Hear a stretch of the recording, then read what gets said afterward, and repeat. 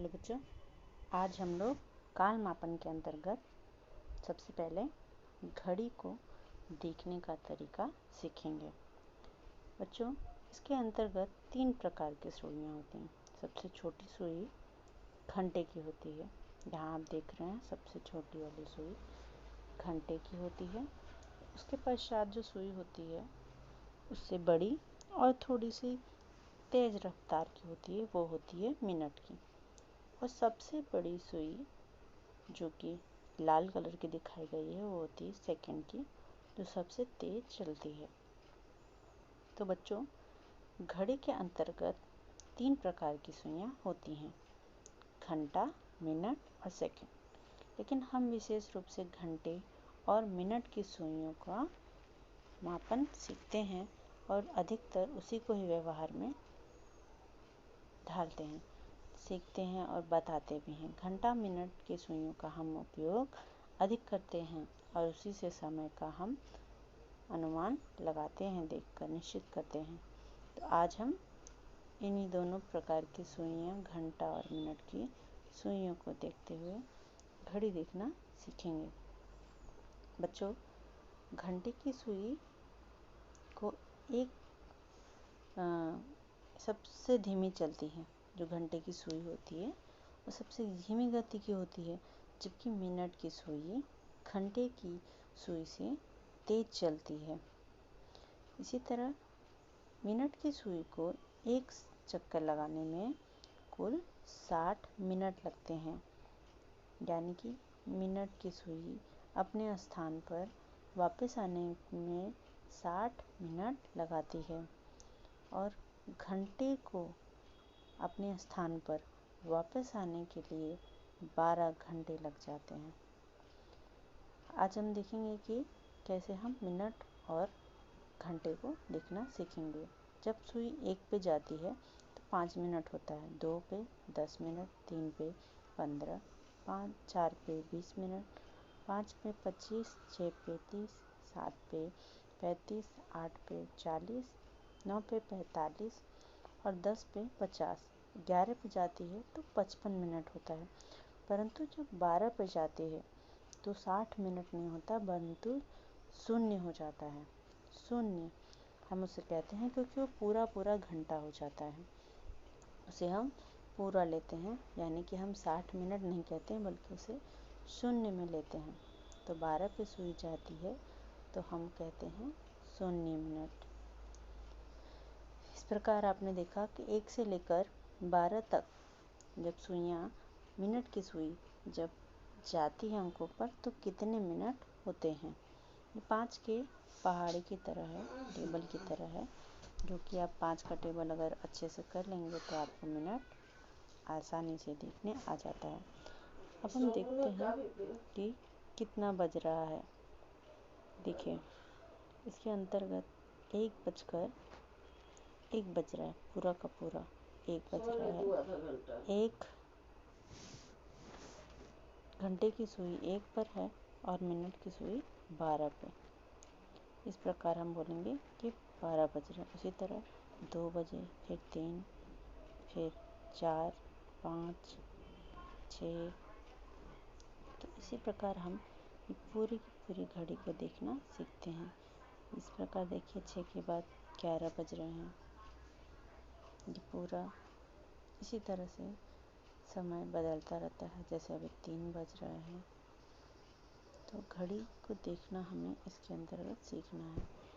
3 बजने के बाद ये बजा 10 बज रहे हैं। जब घड़ी की सुई 12 पर होती है तो पूरे बजते हैं, जैसा अभी हमने देखा। अब इसके पश्चात हम देखेंगे कितना बज रहा है। अब इसके अंतर्गत घंटे की सुई 1 पर है, जबकि मिनट की सुई 3 पर है, तो इसका अर्थ होता है 1:15 हो रहा है। उसी प्रकार 3:20 हो रहे हैं दूसरी घड़ी में। आगे देखिए, समय देखकर सुई की स्थिति बताते हैं। अब अगर समय दिया हो 5:50, तो आप सुई को कैसे दर्शाओगे? सबसे पहले हम मिनट को देखते हैं। 50 मिनट का अर्थ है कि सुई किस पर होनी चाहिए मिनट की? 10 पर। हम मिनट की सुई को 10 पर लेके जाएंगे। अब 5 बजकर, तो 5 बजाने के लिए घंटे की सुई 5 से आगे होगी और 6 से पहले होगी, यानी कि 6 बजने में 10 मिनट बाकी है। ये बजेगा 5:50। अब उसी प्रकार 11:25 को कैसे दर्शाएंगे? पहले हम मिनट दर्शाने के लिए 5 पे ले जाएंगे, 25 मिनट। अभी 11 के लिए हम घंटे की सुई 11 से आगे ले जाएंगे। इसी तरह हम आज देखेंगे सवा और साढ़े क्या होता है। सवा का अर्थ होता है बच्चों, जब 3 पे सुई होती है मिनट की, तो हम उसे 15 मिनट ना कहकर सवा कहते हैं। 1:15, 2:15, 3:15, 4:15। इसी प्रकार साढ़े का अर्थ होता है कि जब मिनट की सुई 6 पे होती है तो हम उसे साढ़े कहते हैं। 3:30, 12:30, 4:30, 5:30। तो मिनट की सुइयों की स्थिति के अनुसार हम सवा और साढ़े कहते हैं। सवा के लिए 3 पे सुई होनी चाहिए मिनट की, और साढ़े के लिए मिनट की सुई 6 पे होनी चाहिए। ये आप याद रखिए। अब इसी को ध्यान में रखते हुए हम आगे देखेंगे कि घड़ी में किस प्रकार हम सवा और साढ़े को पहचानें और उसे सीखें। सवा 3 पे मिनट की सुई और साढ़े का अर्थ 6 पे।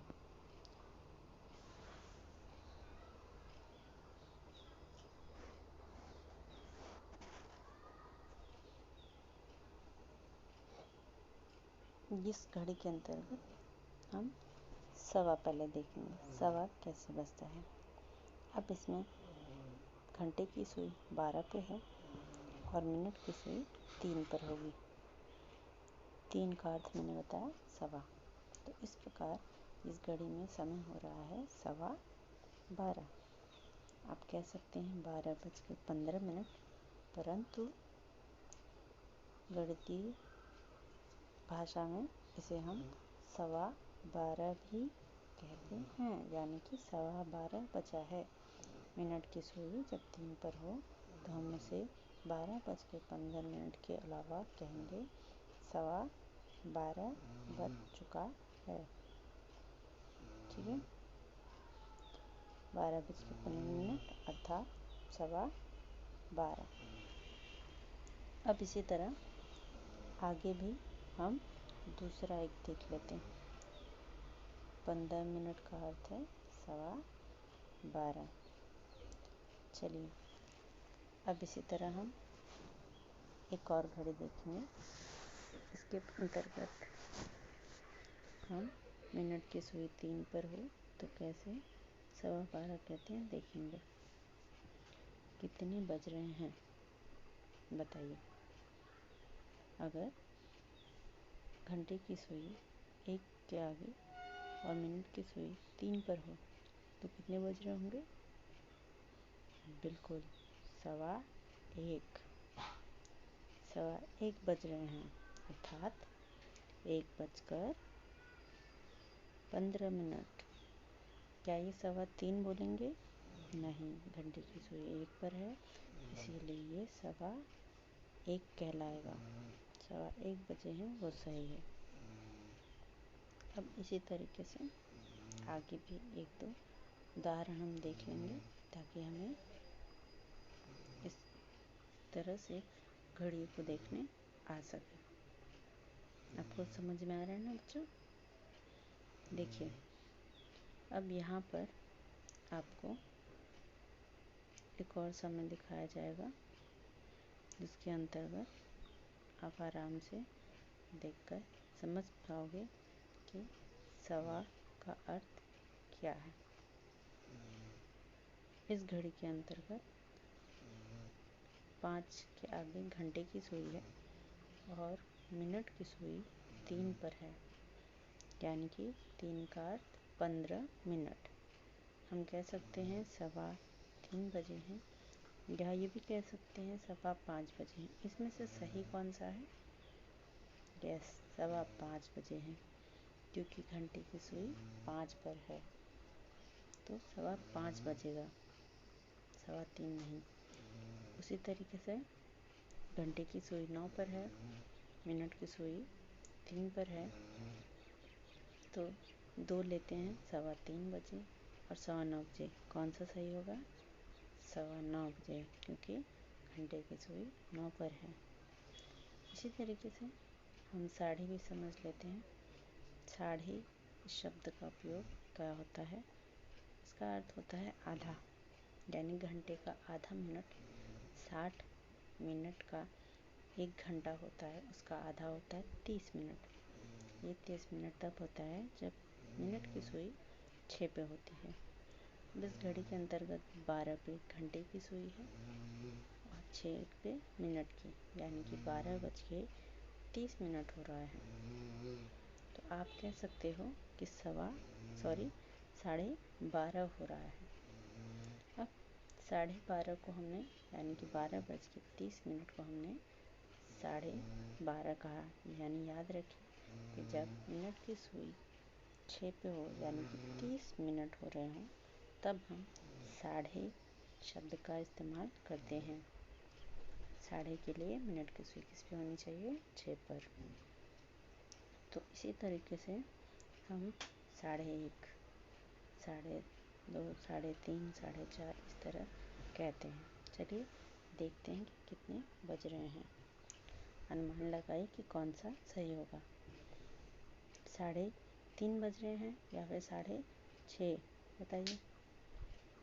जी हाँ, मिनट की सुई 6 पे है और घंटे की सुई 3 और 4 के बीच में, यानी 4 बजने में अभी भी कुछ समय अतिरिक्त है, यानी कि 3:30 बज रहे हैं। उसी पश्चात आगे घंटे की सुई 5 पे है, 5 के थोड़े आगे मिनट की सुई 6 पर है, तो इस प्रकार 5:30 हो रहा है। ठीक है। अब अगली सुई के अंतर्गत देखिए, घंटे की सुई 10 और 11 के बीच में है, यानी 10 बज रहे हैं और मिनट की सुई 6 पे है, तो इसे क्या कहेंगे? 11:30 बजे? नहीं, 10:30 बजे। 11:30 गलत है, 10:30 बजे होगा। तो बच्चों, इस प्रकार आप सवा और साढ़े का अंतर और उन्हें पहचानना और बोलना सीख चुके होंगे। ठीक है। अब इसी तरीके से हम थोड़ा अच्छे से एक बार और समझ लें, ताकि आपको समझ में आ जाए। जब सुई 12 पे है और मिनट की सुई 6 पे है, तो उसे हम 12:30 कहेंगे, और जब सुई मिनट की 3 पे हो तो हम उसे सवा कहेंगे। तो यहाँ पे दोनों घड़ियों में 12 बजकर ही हो रहा है, लेकिन एक सुई 3 पर है और एक सुई 6 पे है। तो मिनट की सुई जब 6 पे होगी तो 12:30 होगा, और जब 3 पे होगी तो 12:15 होगा। तो मिनट की सुई 9 पर हो तब कितना होगा? मिनट की सुई जब 9 पे होगा तब उस समय को हम पौना कहते हैं। पौना का अर्थ है, पौना मतलब पाव बाकी है, मतलब वो घंटा पूरा होने में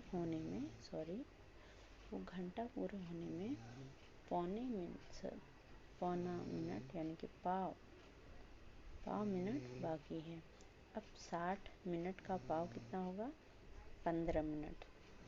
तो उतना बजने में जो 15 मिनट बाकी होता है, तो हम उसे बोलते हैं पौने बजे। पौना। तो देखते हैं कि पौना कब इस्तेमाल करते हैं और उसे पढ़ते कैसे हैं।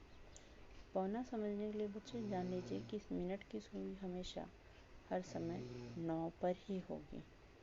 जब मिनट की सुई 9 पर होती है तब हम पौने बजे का इस्तेमाल करते हैं। जैसे आपने साढ़े और सवा को समझा, उसी प्रकार पौने के लिए मिनट की सुई का पौने के लिए मिनट की सुई का 9 पर होना आवश्यक है। अब देखिए ध्यान से, यहाँ पर एक घड़ी में 3 बजने में अभी 15 मिनट बाकी है, यानी कि घंटे की सुई 2 और 3 के बीच में है, यानी कि 2:45 हो रहा है। 9 का अर्थ क्या है? 45 मिनट्स, 45 मिनट। तो 3:45 हो रहा है और एक घड़ी में 6:45, यानी 7 बजने में 15 मिनट बाकी है और यहाँ पे 3 बजने में 15 मिनट बाकी है। तो इस प्रकार हम कह सकते हैं कि पहली घड़ी में 2:45 हो रहा है। इस प्रकार हम कह सकते हैं कि पहली घड़ी में 2:45 बज रहे हैं और दूसरी घड़ी